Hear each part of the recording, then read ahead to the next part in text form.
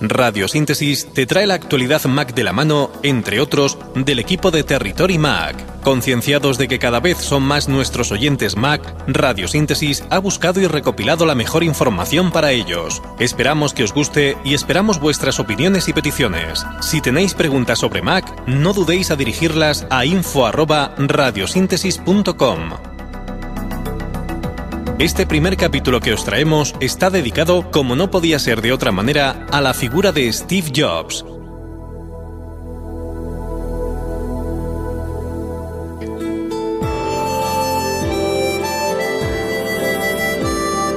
La presentación el martes del iPhone 4S quedó eclipsada por la muerte de Steve Jobs, cofundador de Apple, la noche del miércoles en su casa de California, rodeado de su familia. El equipo de Territory Mac dedicamos este programa a Steve Jobs, reconocido creativo e innovador y genio visionario. Albert, ¿conociste la noticia de madrugada? La verdad es que sí, a las 4 de la mañana me despertaba casualmente y veía la noticia publicada en varios medios de comunicación de aquí de España. Luego iba hasta la página web de Apple y veía la imagen de Steve Jobs en primera plana, como hemos visto otras veces cuando se han producido lanzamientos de productos, y la verdad es que impactaba.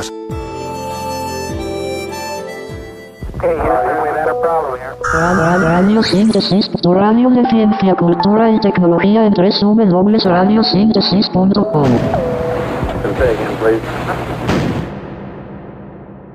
Por tu salud, por tu higiene, por tu alimentación, por tu seguridad, para que disfrutes química. Te invitamos al portal del Foro Química y Sociedad. Este año 2011, Año Internacional de la Química, tienes química, tienes vida, tienes futuro. La química sigue innovando por un mundo mejor. Desde nuestro foro, trabajamos para impulsar la investigación, el desarrollo científico y la innovación tecnológica en el área de la química, contribuyendo a la difusión de nuevos productos, aplicaciones y tecnologías que mejoran nuestra calidad de vida y nuestro bienestar. Una de las mejores formas de recordar a Jobs es en el escenario, donde transmitía su pasión por los productos en una aureola mágica. Yo creo que era un señor que cuando subía al escenario se comía todo el escenario y a todo el mundo. No era tan importante lo que presentaba Apple. A Steve Jobs se le podía perdonar cualquier cosa. Se le hubiera podido perdonar incluso que después de toda la expectativa que se ha montado alrededor del lanzamiento del iPhone 5, algo que hemos creado los medios y la gente, nunca Apple había dado muestras ni señales de ello, él era capaz de salir ahí, presentar el 4S, por ejemplo, y que nadie dijera nada y que le pareciera todo magnífico y fenomenal. Hay que decir, por ejemplo, la presentación del otro día, que veíamos a Tim Cook presentando nuevas cosas, nuevas aplicaciones, y la gente no reaccionaba de la misma manera que lo hacía cuando Steve Jobs salía con su botellín de agua, con sus tejanos, su camiseta de color negro y con ese pequeño atril con los iMacs y el producto que tenía que presentar tapado con un trapo negro, ¿no? Era espectacular, era un hombre capaz de mover a todo el mundo, ¿no? Ese espíritu se ve en las tiendas. Hasta ahora no las teníamos cerca, ahora sí, pero ese espíritu se ve en las tiendas, en la gente que trabaja con él. Y a pesar de lo que se está publicando en muchos medios de comunicación y que seguramente se verá reflejado en las bolsas en las próximas horas, yo creo que Steve Jobs, una de las cosas que hacía muy bien era crear nuevos productos, y yo creo que la mayor obra que ha creado Steve Jobs es la de formar un equipo estupendo y magnífico de gente que seguirá adelante con la empresa sin ninguna duda y presentando novedades, porque el equipo funcionaba, era completamente autónomo, y Steve Jobs había conseguido llegar a ese punto que todo jefe, que todo director, que cualquier CEO anhela, ¿no? Que es decir, el barco funciona y yo estoy aquí mirando cómo sigue adelante mi obra sin necesidad de tener que hacer nada, ¿no? Recordamos la biografía de Steve Jobs.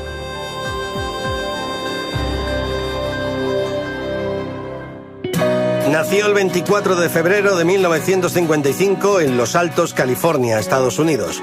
Fue adoptado a los pocos meses de vida por Paul y Ciara Jobs. Steve Jobs se casó con Lauren Powell en 1991, a quien conoció en una clase en Stanford University. Vivían en Palo Alto, California, con sus 3 hijos. Steve, además, tuvo una hija llamada Lisa, fruto de una relación de juventud con Arlene Brennan. Tras terminar el bachillerato en el Instituto Homestead de Mountain View, ingresó en el Red College de Portland, Oregón, pero abandonó los estudios universitarios un semestre más tarde. En esa época se interesó por la filosofía y la contracultura, llegando a viajar a la India en busca de iluminación espiritual. Después de unas prácticas en el 74 en la empresa Hewlett-Packard de Palo Alto, fue contratado por Atari como diseñador de videojuegos. En compañía del ingeniero Steve Wozniak, un viejo amigo del instituto con quien compartía su pasión por la electrónica y la mística religiosa, y de Ronald Gerald Wayne, se volcó desde el 74 en el desarrollo de una computadora dirigida a usuarios sin grandes conocimientos informáticos. La capacidad visionaria de Steve Jobs y la preparación técnica de Wozniak dieron sus frutos en el 76 con la creación en un garaje del Apple I, que consistía en un teclado combinado con un microprocesador y con conexión a un monitor. Ese año fundaron Apple Computer. El Apple II, sucesor del I, se convirtió en el primer ordenador de consumo masivo. Los pedidos llovieron y Apple pasó a ser la empresa de mayor crecimiento en Estados Unidos, facturando en 1983 $2.000 millones. Tras el Apple II, Jobs y Wozniak revolucionaron el mundo de la industria informática con el lanzamiento en 1984 del Macintosh, considerado el primer ordenador que responde al concepto de PC, ordenador personal. El nombramiento en el 83 del expresidente de Pepsi-Cola, John Sculley, como máximo ejecutivo de la empresa, trajo las primeras desavenencias entre Jobs y la compañía de la manzana. Además, los roces con su antiguo compañero y amigo Steve Wozniak tuvieron como resultado la salida en el 85 de Apple de este último, el mismo año en que Jobs presentó su dimisión. Tras abandonar Apple, creó en el 86 el estudio de animación Pixar, fundados sobre la división de animación de Lucasfilm, comprados a George Lucas por $50 millones. En el 89, la nueva empresa consiguió el Oscar a la mejor película de animación con el cortometraje Teen Toy, y en el 96 el segundo con Toy Story, el primer largometraje realizado íntegramente por ordenador. En el 2005 vendió Pixar a Disney por $7.400 millones, lo que le convirtió en el mayor accionista de Disney. Su otra aventura empresarial, Next Computer, fue menos exitosa y cerró su división de máquinas en el 93 tras lanzar su primer ordenador en 1989. El fundador de Apple volvió a la compañía en diciembre del 96 con el cargo de asesor interino y más tarde como presidente, con un sueldo de $1, lo que le hizo pasar al libro Guinness de los récords como el ejecutivo peor pagado. En agosto del 97 anunció un acuerdo con su hasta entonces rival de Microsoft, que invirtió $150 millones en Apple. El lanzamiento en el 98 del iMac, un PC de diseño vanguardista y ordenador multimedia completo, levantó a la compañía, un éxito de ventas que revalorizó un 50% las acciones de Apple. El iMac tuvo en el iBook su continuación en el mercado de los ordenadores portátiles. La consolidación de Apple como marca de referencia de la electrónica de consumo empezó en 2001 con el lanzamiento del iPod, un reproductor de música y contenidos multimedia del que se han vendido más de 220 millones de unidades hasta 2009. Su siguiente paso para convertir los productos de la compañía de la manzana en iconos del consumo más sofisticado y fetichista fue el iPhone, un teléfono inteligente de pantalla táctil con conexión a Internet que se lanzó en 2007 y del que se vendieron 50 millones de unidades hasta abril de 2010. Del iPad, un ordenador tipo tableta con conexión inalámbrica a Internet, se han vendido más de 3 millones de unidades en todo el mundo en los primeros 3 meses en el mercado. La lucha contra el cáncer alejó a Steve Jobs de la compañía de la manzana.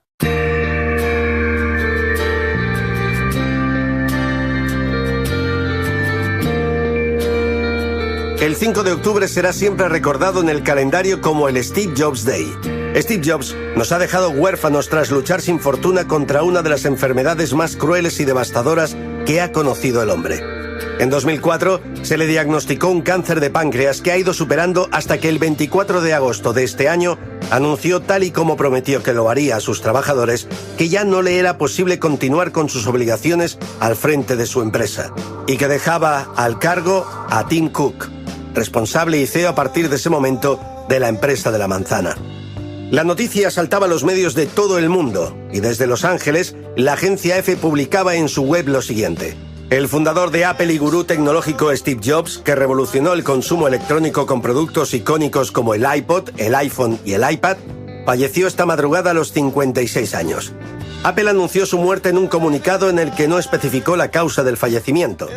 La brillantez, la pasión y la energía de Steve fueron la fuente de incontables innovaciones que enriquecen y mejoran nuestras vidas. El mundo es enormemente mejor debido a Steve. dijo el Consejo de Administración de Apple en un comunicado.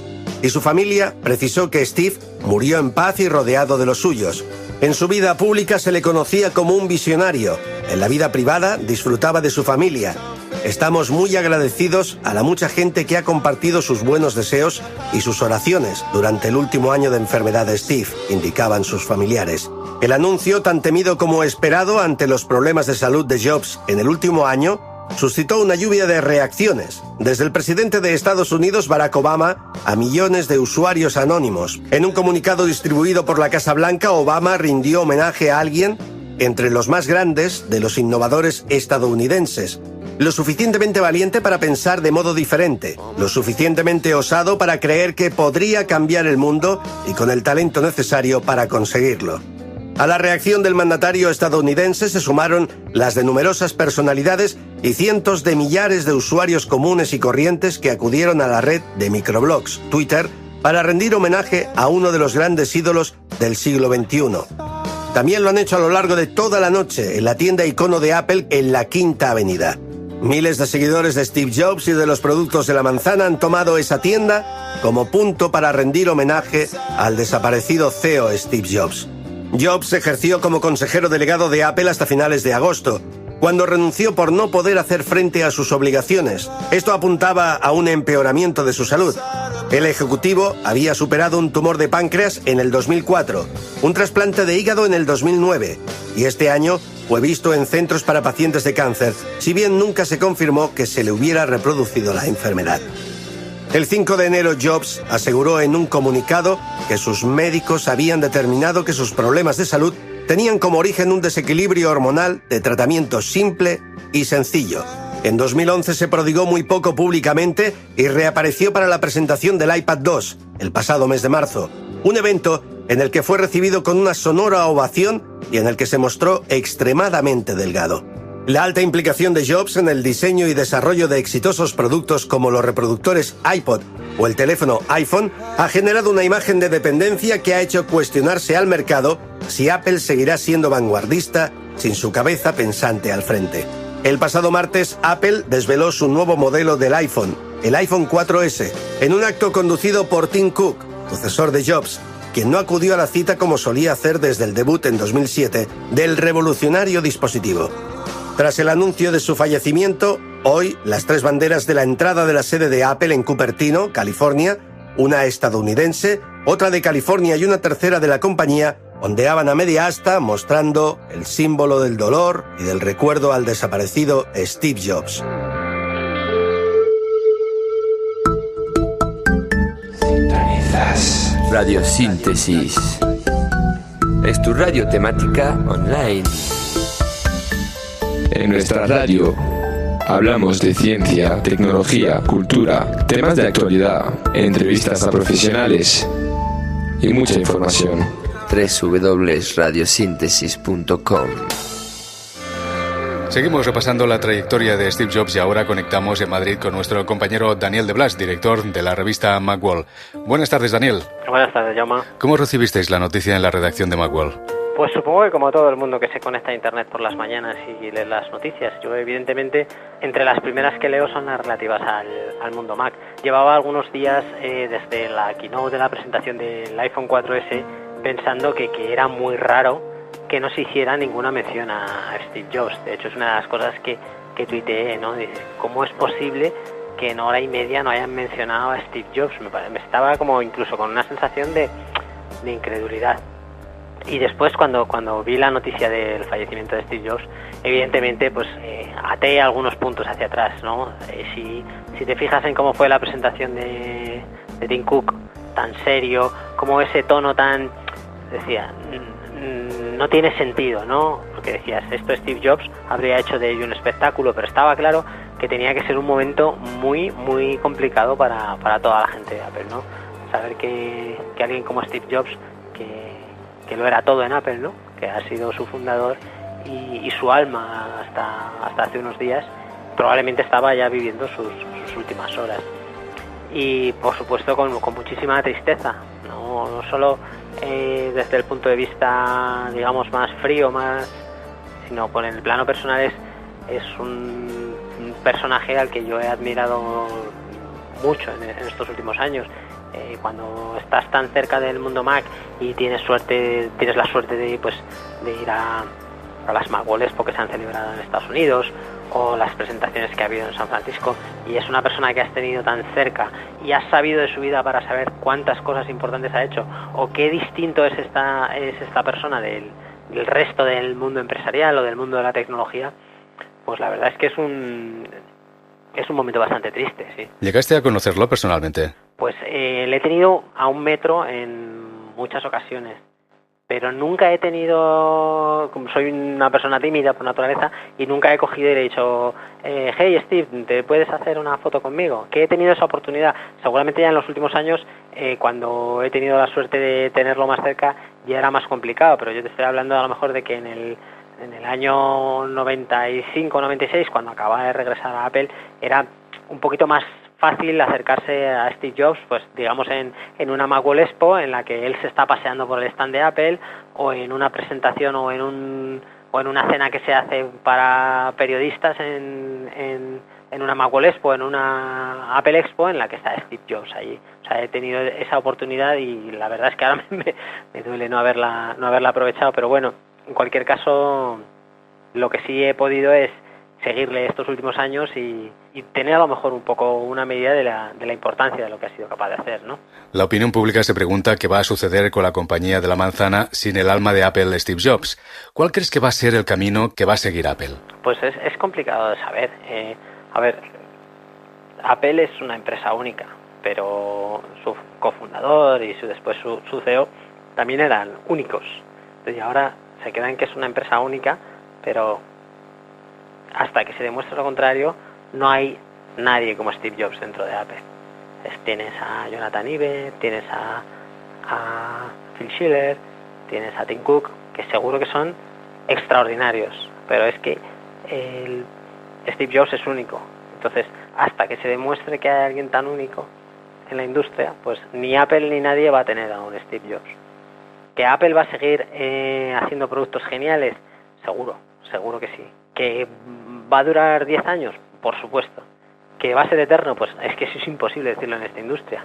En cualquier caso, creo que lo que es el futuro inmediato, Steve Jobs lo ha dejado bien escrito. Estoy seguro de que su visión y sus ideas están en Apple por lo menos para una temporada larga. Y yo confío en que Apple sea capaz de hacer honor a su fundador y siga siendo una empresa tan genial como la que es hasta ahora. Daniel, gracias por estar con nosotros hoy en Territory Mac. Gracias a ti, Jaume. Con nuestro compañero Pedro Aznar, editor de Apple Esfera, vamos a analizar los momentos más decisivos de la vida profesional de Steve Jobs. Conectamos con Alicante. Buenas tardes, Pedro. Hola, ¿qué tal? Buenas tardes. En 1976, con solo 21 años, Steve Jobs y su amigo de instituto Steve Wozniak crean Apple y su primer ordenador, el Apple I, en el garaje. Jobs ya tenía una idea muy clara de cómo podía cambiar el mundo.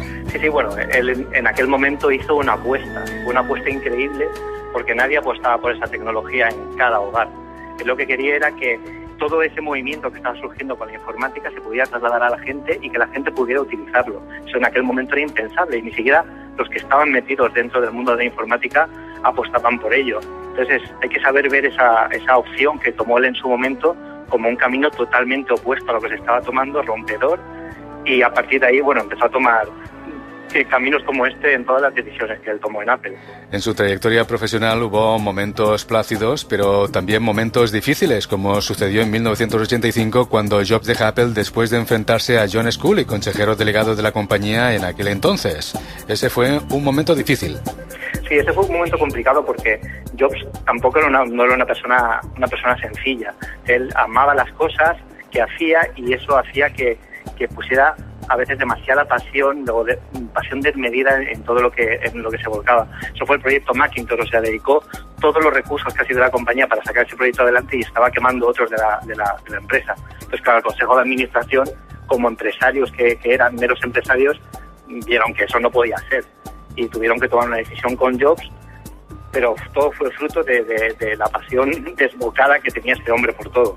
A partir de entonces funda NeXT y es el inicio de la filosofía de los nuevos Mac cuando regresa de nuevo a la compañía de la manzana junto con Pixar. Una nueva visión que tuvo Jobs y que decidió el camino que debería seguir la empresa. Sí, a mí me gusta pensar en NeXT no como algo separado totalmente de Apple, sino como una idea que él pensaba en un futuro desarrollar de alguna forma, ¿no? Y la mejor forma fue cuando volvió a Apple y pudo implementar todo lo que hicieron en NeXT. NeXT fue concebido para lo que Jobs quería realmente hacer en Apple, que era crear unos ordenadores increíbles, totalmente nuevos y que tuvieran otra perspectiva de la informática. Afortunadamente, NeXT fue comprada por Apple y toda la tecnología que desarrolló Steve Jobs y su equipo en aquel momento pudo ser añadida a lo que hoy entendemos como los Mac, que es la fundación, o sea, el núcleo de lo que hoy tenemos encima de la mesa. En 1997, Apple está en crisis y pide a Jobs que vuelva. Regresa en septiembre de ese mismo año y 2 meses después presenta una nueva línea de ordenadores. A partir de ese momento remonta la empresa hasta hoy en día, que se sitúa como la segunda empresa más importante e influyente del mundo. Durante este camino hemos visto nacer al iMac en 1998, en 2001 el iPod, en 2003 la tienda iTunes Music Store y nuevos Macs portátiles y de sobremesa revolucionarios e innovadores. De todos estos avances, ¿cuál destacarías? No llegamos todavía al iPhone. Yo, personalmente, para mí, el producto que cambió todo, que supo hacer que Apple volviera a resurgir y volviera a alzar el vuelo, fue el iMac, el primer iMac. El iMac original, que rompió completamente con lo que existía. La informática antes se entendía como una cosa gris. O sea, yo recuerdo el anuncio del primer iMac que ellos pusieron, lo sentimos, no lo fabricamos en gris. Y es que esa era la filosofía, ellos no eran una empresa gris, porque de Steve Jobs nunca lo fue. Entonces, esa nueva generación de un ordenador completamente distinto, alejado de todo, y que revolucionó en aquel momento lo que la gente entendía por informática, fue el comienzo, la germinación de la Apple revolucionaria y equidistante a todo lo demás que conocemos hoy en día. Y estarás de acuerdo conmigo que con el iPod y iTunes llegó la revolución musical.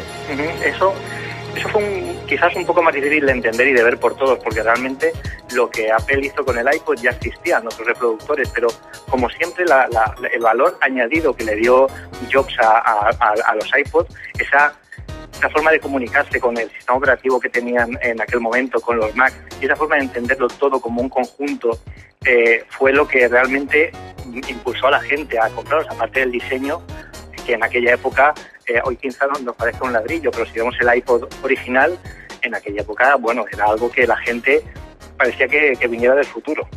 La innovación no cesa y en 2007 Jobs presenta el iPhone y en 2010 se empieza a vender el iPad. 2 herramientas que han cambiado nuestra forma de comunicarnos con dispositivos electrónicos y que, Pedro, es la base de los futuros ordenadores. Sí, eso es la idea, lo comentó el propio Steve Jobs en la keynote de presentación del iPad 2, la era post-PC. O sea, ya nos alejamos de la idea como una máquina, un ordenador para hacerlo todo en el mundo de la informática. Tenemos dispositivos que realizan tareas más eficientemente que los ordenadores, como por ejemplo un móvil o el iPad para navegar por internet, el móvil para mandar mensajes instantáneos o tuitear o hacer aplicaciones de geolocalización. Toda esa descentralización del ordenador hace que el sistema operativo tenga que evolucionar y cambiar. Y eso empezó el día que se presentó el primer iPhone y continúa hoy en día con la interacción que hay entre iOS y OS 10, que es el núcleo de todo el conjunto de que es hoy en día Apple. En junio, Steve Jobs, estando de baja médica y justo un día después del anuncio de iCloud, presentó en el Ayuntamiento de Cupertino los planos de la construcción del nuevo campus, un edificio circular con forma de nave espacial que podría estar en funcionamiento en 2015. ¿Otra idea revolucionaria? Sí, bueno, la arquitectura del edificio es como es Apple, o sea, inesperada y grandiosa. Es una idea nueva de edificio que pretende aprovechar zonas verdes, aprovechar la luz natural, para hacer todo un entorno más agradable. Entonces yo creo que además a Cupertino le va a venir muy bien, por lo que dijo Steve Jobs ahí delante del alcalde, que van a pagar su dinerito a la ciudad, pero además yo creo que días como hoy eso se va a convertir también en uno de los legados de Steve Jobs, ¿no? De los tantos legados de Steve Jobs que vamos a tener.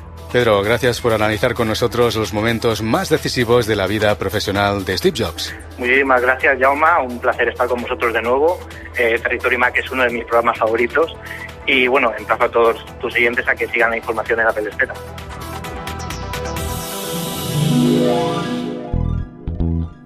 Estás escuchando tu radio temática online, Radiosíntesis, en www.radiosíntesis.com.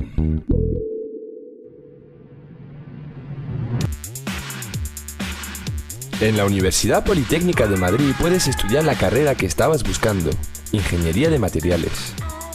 Un grado de 4 años lleno de salidas profesionales, adaptado a Europa con intercambios con los mejores centros europeos, con enseñanzas en inglés y prácticas en empresas. ¿Sabías que los ingenieros de materiales son los segundos mejor pagados en Estados Unidos? Estudia en la universidad de más prestigio en ingeniería y consigue un puesto de trabajo de alto nivel tecnológico y responsabilidad. Estudia cómo diseñar y fabricar materiales avanzados para aeronáutica, Fórmula 1 o bioingeniería. Estudia ingeniero de materiales en la Universidad Politécnica de Madrid. Infórmate en www.mater.upm.es/materiales o en www.upm.es. Radiosíntesis apoya la nueva titulación de ingenieros de materiales de la Universidad Politécnica de Madrid.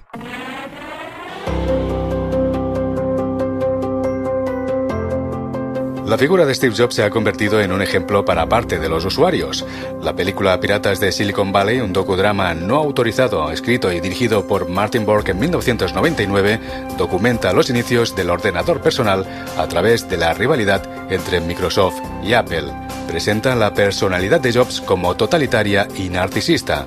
Vamos a hablar de la personalidad de Steve Jobs con nuestro compañero Alf, editor de facmap.com. Conectamos con Madrid. Buenas tardes, Alf. Hola, buenas tardes, Jaume. Repasando las hemerotecas, ¿cómo era la personalidad de Steve Jobs?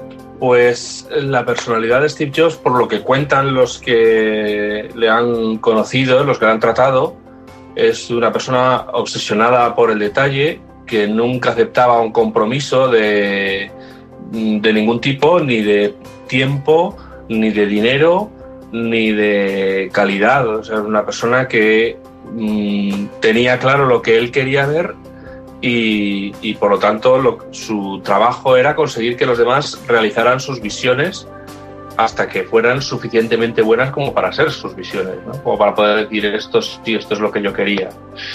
Y eso, pues lógicamente tiene la parte buena de que ha parido productos como los que disfrutamos o como los que llevamos disfrutando tantos años, y la parte mala es de los que tuvieron que pelear con él para estar a la altura de sus expectativas, ¿no? Y eso pues le hacía ser una persona muchas veces irascible, egomaníaca, porque si no era suficientemente bueno o si se aburría con lo que le estabas contando, directamente dejaba de escucharte.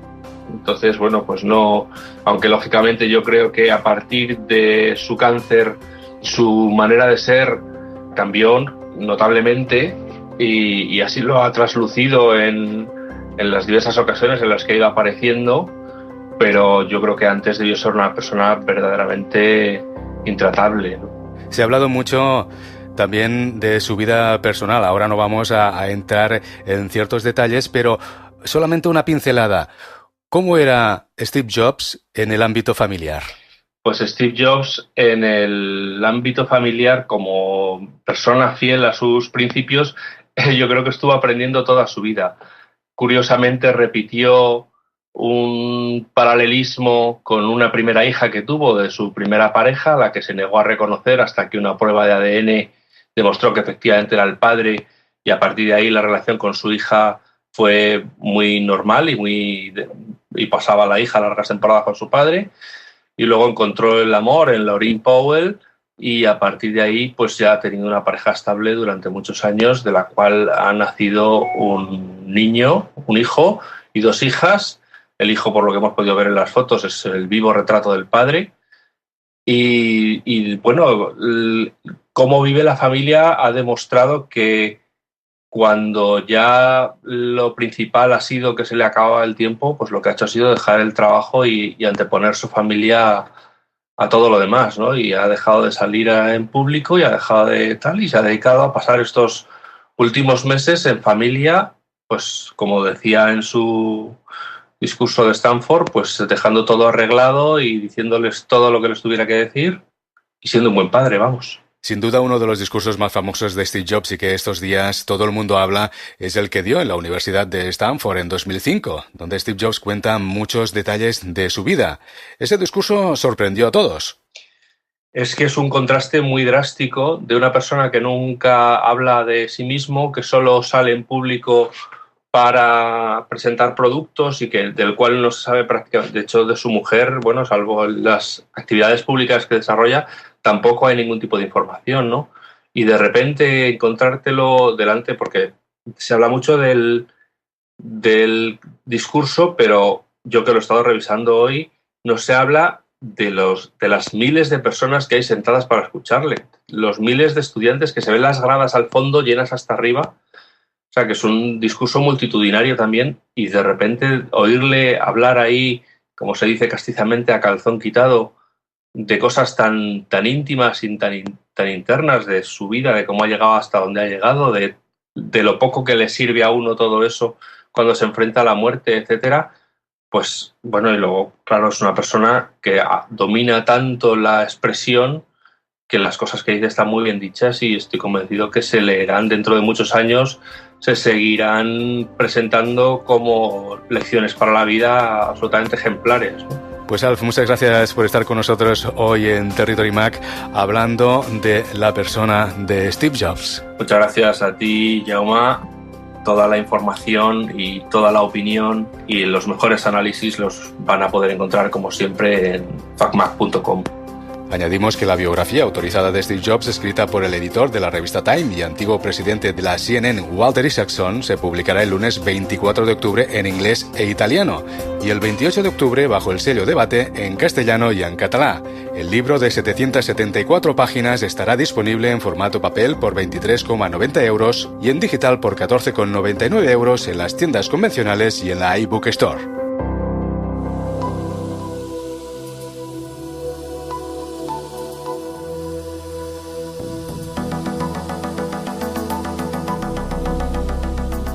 Usuarios Mac de Radiosíntesis, esto ha sido todo por el momento. Os esperamos en el próximo capítulo. No dejéis de seguirnos y de enviarnos vuestras consultas e ideas a info@radiosíntesis.com.